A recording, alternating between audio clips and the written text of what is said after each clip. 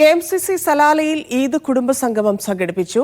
ഇത്തിനിലെ സ്വകാര്യ ഫാം ഹൗസിൽ നടന്ന പരിപാടിയിൽ വിവിധ മത്സരങ്ങളും കലാപരിപാടികളും നടന്നു.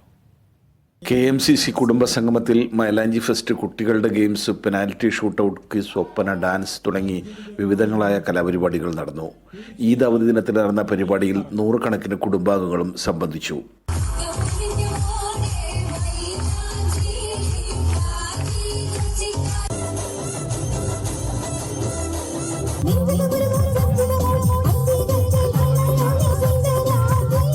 കേന്ദ്ര കമ്മിറ്റി അംഗങ്ങളായ ജാബിർ ഷെരീഫ്, കാസിം കോക്കൂർ, ഷൗക്കത്ത് പുറമണ്ണൂർ, സെയ്ഫുദ്ദീൻ, അൽത്താഫ് തുടങ്ങിയവർ പരിപാടി നിയന്ത്രിച്ചു.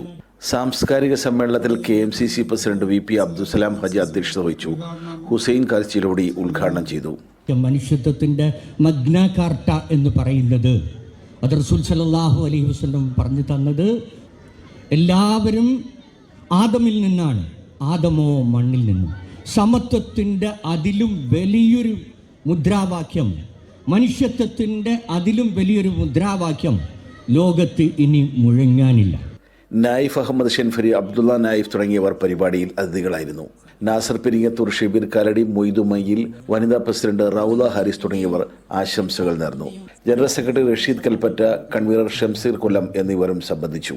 Media 1 Salalah.